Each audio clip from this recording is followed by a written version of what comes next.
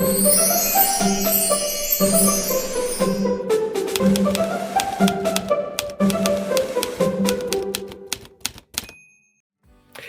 Nick. Welcome to A Moment of Awesome. Tell us, who are you and what do you do? All right, well, thanks for having me, Sam. My name is Nick Munro Turner, and I am an outdoor educator, freelance game journalist, and tabletop game designer. We're going to pick up on a couple other points you've already mentioned about outdoor educator maybe as we go on, but first of all, I want to talk about game design. You operate as Rogue Octopus Gaming Lab. Can you tell us a little bit more about that and what that entails? Yeah, sure. So Rogue Octopus Gaming Lab is basically the name I operate under to create games. The name comes from my first game that I ended up selling, which is Rogue Octopus Escapes, which is a small sort of one shot where you and your friends play as a bunch of octopuses escaping a variety of situations, and it was just something that was a joy to work on because it was really fun, really silly, really zany, and it just got people really creative. So that's where the name came from. I'm now working on producing more games, including the game I'm currently working on is Lost in the Jungle, which is a bit more ambitious scope, but I'm hoping to have that in the next year or so. In Rogue Octopus Escapes, you've come and run that on Science and Sorcery in the past, and we had an absolute blast having that game on the channel. What was the process like putting that together? Like, where did it come from? Like, what were the mechanics like in terms of putting that together, and how was that as an experience for you? Right, sure. So Rogue Octopus Escapes was actually something that I started working on after I started with Lost in the Jungle. Lost in the Jungle was something that I developed as part of a game jam in May last year. I found it was it turned out to be a lot more ambitious than I planned it to be. So Rogue Octopus actually came from a chat I had with people in one of your streams. We were kind of talking about our favorite animals, and the idea of a kind of octopus escape 'em up came about. It was just all silly chats, but I thought, that actually sounds like really good fun. So started out with some really basic mechanics. So you have a D8, you have 8 points that you can sort of put in certain skills, and yet you get to act as an octopus trying to escape different scenarios, and it was all meant to be really kind of really rules light and really intuitive. You say what you want to do, you roll your D8 and add that to it, and there's various other things to kind of make make your character a bit more unique. Like you can have unique skills, you can have unique items, and you can have sort of a unique backstory and a unique objective that you're trying to achieve other than simply escaping. But one of the things I'm particularly proud of is random scenario design. Because the first playtest I run, it was kind of, we were escaping a lab, and people are like, oh, that was great fun, but yeah, is that it basically? Is that the game? I thought, actually, let's create a load more scenarios. So again, 8s all around. We had we had tables with kind of 8 options in them. Those 8 options will lead to 8 more options. So you get to choose your scenario, your characters that populate the world, and you get to choose your kind of setting as well. Like, are you kind of Lovecraftian horror, or are you kind of science fiction, or are you kind of underwater fantasy? So that's broadly how it came about. And despite being quite simple, it really opened my eyes to how complex creating a game that is going to be published can be, because then there's so many things you need to do to kind of tighten things up and make sure that it basically makes sense to anyone who isn't me or hasn't been playing the game with me. And we've played the game together in the past, and I had an absolute blast with it. And like any TTRPG in which you embody a character, like all of these different octopuses that I've seen the game have are all so unique. Have you found that the people that you've played the game with have just really grabbed on to the idea of being an octopus, but also bringing a personality to that character as well? Yeah, definitely. I found that it seems to be a trend in gaming now that people want to be animals. They're sick of being humans. They kind of want to be animals. There's all these games where you get to play as cats and dogs. My partner Megan's currently working on the game where you get to play as an eye. People are just seem to want to be liberated from being human and be something else. And I feel that with the options within the game of Rogue Octopus Escapes, but also just the people's imaginations end up sort of going in different directions. We've had people wanting to be sort of octopus show dancers. We've had people wanting to be sort of telekinetic octopuses who can move things with their mind.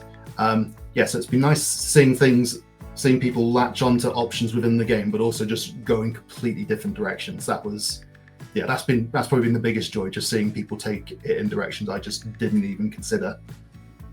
And then going from a game where you've got people wanting to stop being human and play as an animal for a little bit, what about a Lost in the Jungle? What's the kind of concept there? Is that more being a person lost in the jungle? What's going on in that game?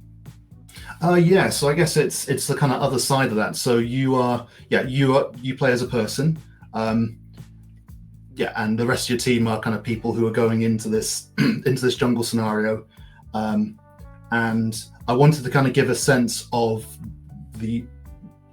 awe about nature, basically. So you're going into somewhere that is wild and untamed, and it is very much not welcoming to you. And I think we as humans kind of get quite used to kind of thinking we can go anywhere, do whatever we want without consequences. So Lost in the Jungle was kind of flipping that on its head and saying, actually, this is a dangerous place. This is a dangerous place to be. Humanity is generally not welcome here. You can sort of turn things around and become a friend of the jungle if you wish, but the default setting is that as a human you're not welcome in here, and it's reflecting, basically, without getting too deep into this, the sins of humanity, basically the way we're treating the world. And I wanted to give the player the opportunity to say, actually, I'm not gonna kind of contribute to the sins of humanity. I'm going to try and live in harmony with the jungle. So I wanted to have that journey from being an intruder in the jungle to potentially making the jungle your home, or deciding, actually, we need to leave this place as it is. And how much of the experience you've got as an outdoor educator has been brought into that in terms of spending time outdoors? Is that something that's come from background experience to want to make a game like this? Yeah, absolutely. So from a mechanical level, just when you're preparing for an activity, regardless of whether you're kind of going up Mount Everest or you're running a game of tag in the playground, you always do risk assessments, and you always have an inventory of what equipment you need, what kind of knowledge you need to run the session. So starting, particularly Lost in the Jungle, starting an adventure, so if you have your equipment list, you have the things that may go wrong, and I feel that becomes a kind of basis of what you build on. And there's also what the purpose of the experience is. So whether it's to improve someone's confidence, or whether it's to improve their social skills, I feel that goes into kind of game design, but also just running games as well. You want to have a sense of what people are wanting to get out of that. And another product you want for outdoor activities, you want people to learn about the world around them and to kind of appreciate that. So with Lost in the Jungle, a bit like with Rogue Octopus Escapes, you have randomization tables where you can kind of roll to populate your area with land features, with kind of different animals and different kind of vegetation, different flora and fauna. But also I can't believe I haven't mentioned this yet about Lost in the Jungle. The deeper into the jungle you go, the freakier things get. So you start to encounter mythical creatures, perhaps animals that can talk, ancient curses, things like that. I'm really looking forward to getting a chance to play this game, which at the time of recording, I think I'm going to play it really soon, like next week maybe. But also, like, just coming off the back of Tabletop Scotland, which is where you were just like the past weekend playtesting this game. So I kind of like twofold question then is like, how did the playtesting go, and two, what's the next steps for this game? All right, so yeah, playtesting went really well. It was again, like with Rogue Octopus Escapes, it's really nice to see places that people take the game that you just don't anticipate. Generally, there are 6 different actions you can take that are kind of physical, and 6 different actions that are mental. I kind of wanted to sort of have those as kind of separate things so when you're building a character, you can have more characters that are skilled in different areas. And one of the things I really enjoyed was we met the big bad of this particular area. This person who had taken this ancient amulet and was trying to use it to control the jungle. And one of the items that someone had was something called relevant literature, which could be anything they wanted. They chose it to be a book of poetry, and they decided to use it to basically bore the boss into submission. I always love when you get players making really kind of left field decisions that you would never have expected them to go down the route with. Especially something like what could be seen as a mundane object such as literature being used to just drive the game towards its end point. I love that. So we talked about game design, but also we talked about game journalism, because that's something you're quite heavily involved in. What does that involve? What sorts of things do you do? So I mostly work for Keen Gamer, which is an online publication. They mostly tend to focus on video games, TV shows and films, but I came on really wanting to write more about tabletop stuff and actual play. So that's primarily what I'm doing at the moment. So I am fortunate enough to get a lot of review copies of the latest games. I've just been reviewing Star Trek Adventures 2nd Edition, and I've got hold of the Mass Effect Priority Haglaz board game. Both things are from Modiphius. So yeah, partly those reviews. Also checking out really cool people in the creative space, both in tabletop role-playing games and actual play. So I've interviewed the likes of Taylor and Navarro about all the great games that they're making and what goes into being a tabletop designer. And I've also talked to people in actual play, like the RP Geeks, Realms of Peril and Glory, about all the incredible shows that they're doing and what goes into creating them. I think there's so much creativity and promise in actual play and tabletop. It's just a real joy to be able to celebrate those things and basically tell people all about them. I mean, it really does seem like we're in a really exciting time right now for tabletop and actual play, and the way that it's being viewed in media, which is just really exciting. We've got lots of effects of different, like the bigger actual plays, but lots of these really much smaller ones comparatively that are making real headway. And like you've already mentioned, some great ones there in RP Geeks and Realms of Peril and Glory and many others. What do you think is the most exciting thing that's happening in that part of the TTRPG space right now? Is there anything that kind of comes to mind? I think what's really exciting is that we seem to be in a place where there's something for everyone. I really like geeking out about science facts, so science and sorcery, RP Geeks. I love that there's those options for doing that. There's if you want something that's more like listening to an audio drama, or that is really well produced, then Realms of Power and Glory is absolutely superb for that. And there's also kind of things like the Backwater Bastards, where it's just a really good hangout. They somehow make things like item shopping or getting past security checkpoints really, really fun and engaging. So to me, that's what's really exciting. The fact that there's so much variety, both in actual play and in tabletop. There's there's an actual play for everything. There also seems to be a tabletop role-playing game for anything. You can it's getting to the stage where you can sort of be whoever you want in these kind of fantasy settings.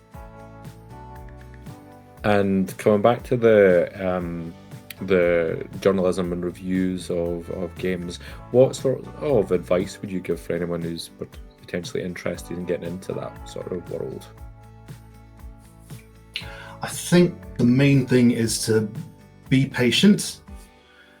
It's really difficult to get started and get your stuff noticed.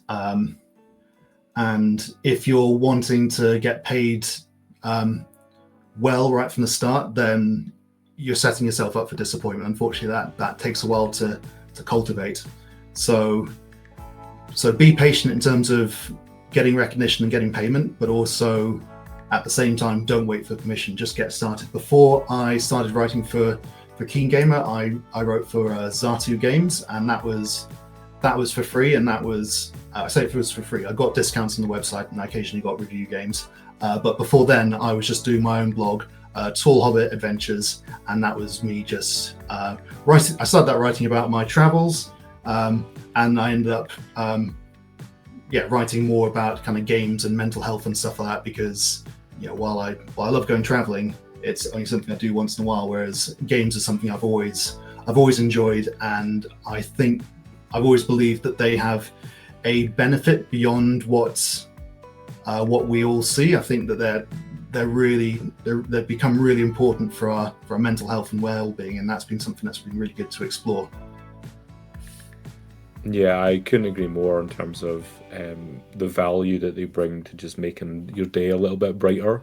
I know it's like one of the things that really gets me through, so I really appreciate seeing people like yourself that are out there like sharing good news about good games that are coming forward. And I think it's really interesting seeing that there's so many different avenues for talking about games now. So we have people like yourself who do writing, but there's also the kind of video content creators that do things around game reviews, and just so similar to what you're saying about actual play, there's just so many different ways to consume either the actual plays themselves or the reviews about the games, and the ways that work for you.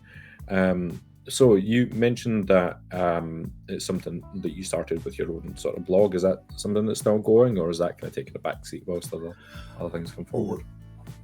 So the blog's still there. I haven't updated it in a while, unfortunately. I keep sort of toying with working more on that, which is stuff I guess the benefit of doing stuff on your own is that you can write about whatever you want. There's no kind of guidelines for an organization that you're writing for.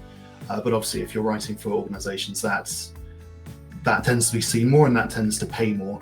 So I feel that in kind of in the freelance tabletop industry and freelance journalism, there's often that choice between doing the things that are important to you and doing the things that are going to pay. So I guess the answer is I would like to, but I feel like I need to be a bit more kind of financially successful to give myself license to spend time on that. As a fellow freelancer, that really hits close to home and straight to the bone. So you said also about like really enjoying kind of sharing in science fact. So science fact time then. When you were researching for Rogue Octopus Escapes, what was your favourite octopus or cephalopod fact that you came across? Oh, yeah. So I think there's two broadly that really kind of blew my mind. First of all, it's the fact that each individual limb of an octopus has a different brain. I find that absolutely wild. The fact that you always known that sort of octopus were very, very skilled and very nimble, but the fact that each limb can move independent of another is that just kind of blew my mind, and it just really made me aware of how much biodiversity there is in the world. And I think that's one of the things that's always fascinated me about octopuses, is that they're one of the most intelligent creatures on the planet, and they evolved so differently to us. And I think when one of the appeals of sci-fi is wanting that experience of encountering strange new life and being able to kind of learn from them. And I feel you can do that with octopuses. I think the second thing that really struck me was the fact that they use their camouflage to communicate with each other. I discovered that on a nature video, and they were kind of filming octopuses that were it started by filming octopuses that were sleeping and seeing that as they were dreaming, their camouflage patterns were changing depending on what they were dreaming. I think it's just really cool that you can kind of communicate with each other through a completely different way that we communicate. Again, that huge difference from us as humans and the way and the things that we kind of count as normal. It's actually become a feature in the game. If an octopus wants to communicate with another one, rather than doing a kind of communication role, they do a camouflage role, because that's how they're communicating. They're communicating via their patterns. I think we did that in the game that I played with you as well, because we were all kept in different tanks, and it was a way to like subtly interact with the other octopus that the humans in the space wouldn't recognize. Is it chromatophores? I think that's the little cells that they have that allow them to change those colors. They're just absolutely incredible creatures, and it's so much fun being able to like play as them. Anything that you've got coming up with this game in particular? Any actual plays that you might be running or that you have run? Actually, I think you have done some things recently as well, haven't you? Yes, that's right. So yeah, we had our game on Science and Sorcery where we were being octopuses escaping a spacecraft, which was loads of fun to play. I've also played on GM's Day Off, which is a really nice YouTube channel where basically they have people play other people's games. So all sorts of game designers are on there, and they get the experience to play their games as a player and have someone else run it. So I had someone who goes by the handle Cross playing it, and she's the creator of this Borderlands tabletop role-playing game called Vaults and Villains, and she did a terrific job, and it was great fun to sort of play as an octopus butler trying to escape the mob. Coming up on this Thursday, actually, depending on when this is going out, this will be Thursday the 12th of September, so if it's out already, it will be up on my YouTube and Twitch channel, which is Rogue Octopus Gaming Lab. I'm going to be playing a game of Rogue Octopus Escapes with Liz Campbell, Naomi Clark, and Nathan Blaze, which I'm super excited about. An absolutely incredible cast as well. Like, that's going to be so much fun to like. Have they played the game before? I don't think they have they? This will be like their first time playing it. No, they haven't. It's really exciting, and whenever I get new players, it is also a good test as to how accessible the game is. That's been one of my big priorities with the game, to make sure that basically anyone can pick it up and within about 10 minutes go, okay, this is how I be an octopus. Amazing. I'm looking forward to watching and seeing what nonsense they get up to. Like the three really, really talented people with the weirdest ideas. So I'm really excited to see what they throw at you as the GM. We're almost getting towards the end of our recording time. I'm going to ask 2 more questions. If you could recommend a tabletop role-playing game that's not one of your own, that's come out perhaps in the past year, what would you suggest people go and check out? Oh, that is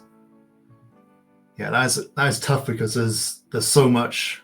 I know there's so many good ones. It's such a mean question, but I wanted to throw it in. Yeah, I suppose what's fresh in my mind, partly because I've been reviewing it lately, but also because I'm a massive Star Trek fan, is Star Trek Adventures. So Modiphius has just come out with their second edition of that.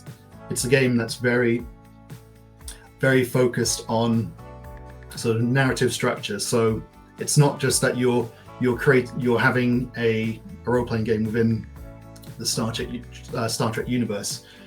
It's a game that will guide you to creating like your own Star Trek episode. So it's together with kind of acts and scenes, and they kind of balance the threats that happen with the opportunities that your characters have. So it kind of goes through that flow of you start with a scenario. There's some sort of problem, some threat rears its head. It pushes you towards some sort of ethical compromise, and then there's a resolution. and it's just cram packed full of Star Trek lore. So that's been really good. Another one is The Bookmarked, which is a game by Freddie Watkins of Village on Stilts, and this is I've not actually started playing it properly yet, but just looking through it, the possibilities are just absolutely mind-blowing. The setting is that you are using these robots in a sort of futuristic post-apocalyptic setting, but these are robots that were built in the before times, i.e. our time. So they understand the old language, i.e. books. They understand books. So the game guides you towards using all the books you've got around your house to basically program your robots to do different things. And just the kind of intricate mechanics guided with just the infinite possibilities of infinite literature, just have got me really excited to kind of really get going to that game. Wait, so using like books that you have around your own physical home to bring them into the game in some way? Yeah, that's right. So it will prompt you to say, go to page 4, paragraph 3. What words have you got there? And then that will kind of prompt what then happens next in the game. Wow. Make sure not to, if I ever play that game, make sure not to have copies of like Dune or A Clockwork Orange around. Yeah. Nick, thank you so much for coming to chat with me and for being on A Moment of Awesome. At Science and Sorcery, we absolutely love all the work that you do and the games that you're putting together. I'm really excited to play Lost in the Jungle. Where can people find out more about you and the work that you do? Oh, thanks so much. So you can find me mostly on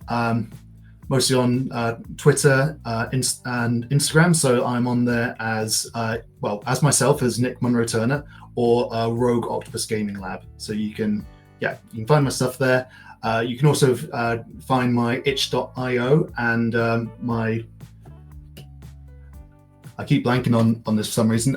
Drive-Through RPG. You can find me on itch.io or Drive-Through RPG, Rogue Octopus Gaming Lab. You can also find the content I'm producing on YouTube and Twitch under the same names. Lovely. Well, thank you so much for coming and have a chat with us. For folks at home, if you're watching, please do go check out Nick's work. Hit like buttons on any of the things that he's working on. Download games, share the work that he's talking about other games. And thank you so much again, Nick, for coming along. And we'll see you all soon, folks. Goodbye.